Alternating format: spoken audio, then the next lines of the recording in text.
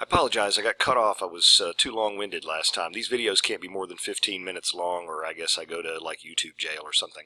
Where I was going to go with that was the idea that Puritanism wanted to purify everything in terms of the church, and those who succeeded in bringing about a theocratic state in England didn't look too kindly on their brethren who fled a decade earlier to New England, fleeing the persecution.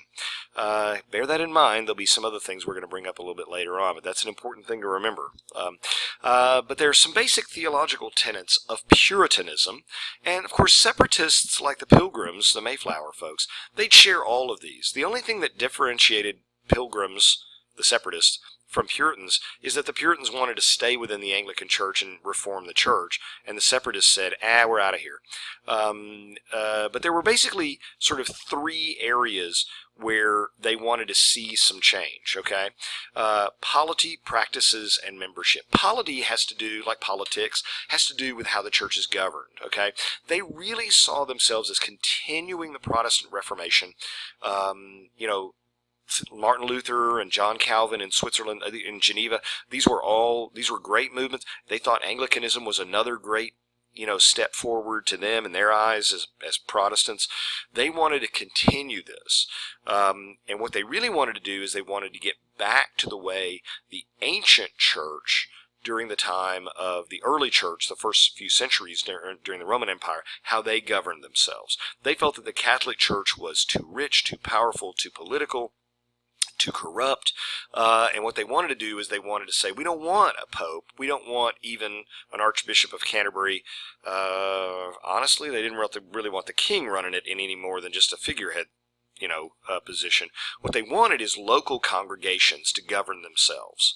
And so they took it upon themselves to hire and fire their own ministers. Well, that didn't sit too well with the Archbishop of Canterbury because, of course, with the Anglican Church, they still had all that sort of hierarchical structure. It's just that you didn't answer to the Pope. You answered to the head of the Church of England. The heads, plural, of the Church of England. So they didn't like it very much. So Archbishop of Canterbury would say, your local priest needs to be Joe Blow, and the local congregation would say, we don't want him, we're going to hire our own, and they would install their own, and this led to a lot of problems, okay? Henry and the Crown didn't like that either because they didn't like local control. They weren't interested in that. They were interested in controlling everything, you see, property, politics, the whole bit. So this was a point of great contention. They didn't want it hierarchical. They wanted congregational and local control. When the Puritans came to New England in large numbers, they set up what was called a synod, an S-Y-N-O-D, a synod. Each congregation, Puritan congregation, would send a representative to that synod, which was held once, twice a year, and they would decide important matters of theology and church governance and all that kind of stuff. And each church had a vote. This, in structure, is very much the precursor of the Continental Congress. Okay, so two things to remember there about we'll put those in the back of your mind. Second thing was the practices. As I said, they wanted to get away with from the church vestments and the rituals and things like this. They wanted to get away with the iconography. They thought icons, stained glass windows, even crucifixes were idolatry. Okay, graven images. And so they wanted to get rid of all of that. They wanted to get rid of the incense in the churches and that sort of thing. And all the gold and the special beautiful altar pieces and things like that. And so they wanted to get rid of the practices. They wanted to purify the church, in their view, in terms of the polity, the practices, and again, the membership, right? Like we said, they didn't want people just to be born a member. You needed to purify the membership by requiring a statement of faith, a profession of faith, asking to be a member. They wouldn't just accept anybody as a member. I mean, if you were just a nasty, rotten person, they just weren't going to do that, etc., etc. Well, some of the things that distinguished them, mostly because they were Protestants, but a particular brand of Protestant known as Puritans, were the following beliefs. They believe very much in the concept of original sin, and that is that all people are born sinners. In fact, when they taught children their alphabet, they would use this thing called a primer, the New England primer. A is for apple, B is for, well, it wasn't A is for apple. With the New England primer, it was in Adam's fall we sinned all, right? So kids were taught even from a very early age that everybody is sinful. You're born sinful. You don't have the ability to save yourself or reform yourself. You're utterly and completely dependent upon God's grace through Jesus Christ. And then there's the doctrine of election. This was something they got from a Protestant theologian named John Calvin, living in Geneva. And John Calvin believed very much in this thing called the doctrine of election. It's a really complicated thing, but think it through. You and I might not necessarily buy into it entirely, but think about it. Throughout Christian theology, there's always been this big controversy. Well, if God is all-knowing and all-powerful, how can he not know what each of us, our eternal destinies are, whether we're going to go to heaven or hell? How can he not already know that? Because he has the ability to know the future, and he's going to know whether I'm going to go to heaven or to hell, right? And so the way a Calvinist, and therefore a Puritan, since they bought into Calvinism, thought of this is, okay, just because God knows the outcome doesn't mean you don't have a choice. And you might say, wait a minute, what do you mean? I mean, if he already knows what I'm going to do, choice is a farce, isn't it? No, not necessarily. So the analogy might go something like this. I've got a 5-year-old, right? And I put my 5-year-old at the kitchen table with a big plate of cookies, and I walk out, and before I leave the kitchen, I say, do not eat any of those cookies. If you eat any of those cookies, you're going to be in big trouble, young man. And I leave the room. Now, as the parent, I pretty much know my child well enough to know what that child's going to do, right? Now, I have the kind of child who wouldn't touch one, right? Or I have the kind of child who, you better believe there's going to be a couple missing, okay? You go back into the room, you see that the child either ate or didn't eat the cookie, and you either punish or reward the child, correct? Okay. You say, well, but that's, the child had no choice. Well, the child did have a choice. I just knew as the parent which way he was going to choose. Now, I'm a human. I'm not God, so I don't have perfect ability, perfect omniscience. God has perfect omniscience. But it's a little bit kind of like that. You still have the choice. You still have the choice, okay? Now, modern Christian theologians say God may have the ability to know that, but chooses not to know that, and chooses to allow you to do that. So it's a big, this is true with every monotheistic religion, not just Christianity. It's true about Judaism and Islam and lots of different religions. How can there be an all-knowing God and yet still have choice? Well, that's been a question for 2,000, 3,000, 5,000 years, okay? You just have to work that out on your own if you're a believer. Nevertheless, it's a bit like saying, you don't ever know until the end of your life whether you are going to go to heaven or not. You can look at some things going on in your life. You can look at things that you've been blessed with and see, the idea that maybe God is telling me that I am of the elect and I'm going to heaven, but you can't know it with absolute certainty.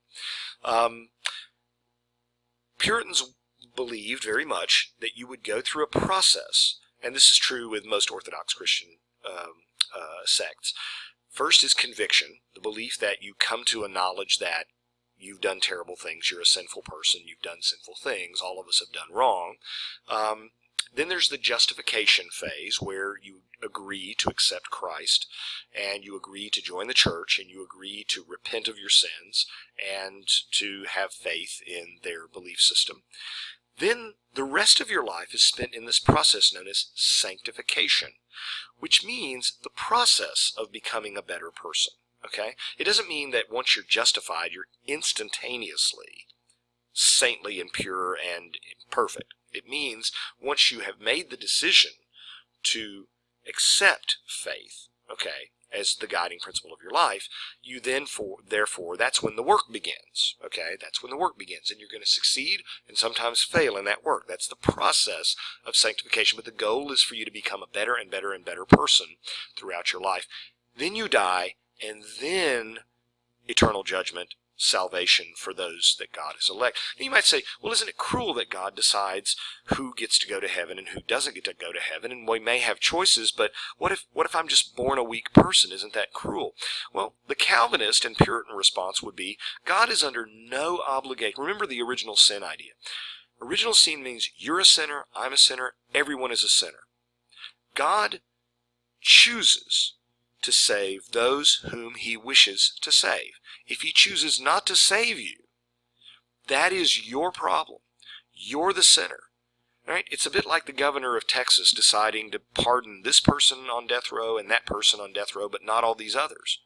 You cannot, if you're one of the others who didn't get pardoned, say that's not fair. Because the governor could come back and say, wait a minute, that's my prerogative as governor to pardon whomever I wish. I do not have to pardon anybody. Right? And everybody on death row deserves punishment. So, too bad.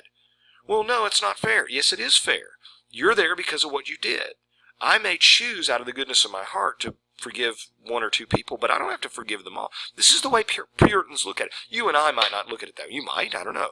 But you and I might not look at it that way and say, oh, that's rather harsh. But it's the way they looked at it. This is the way their theology worked. And you have to understand them. You don't have to agree with them. You have to understand them if you're going to understand their literature, okay?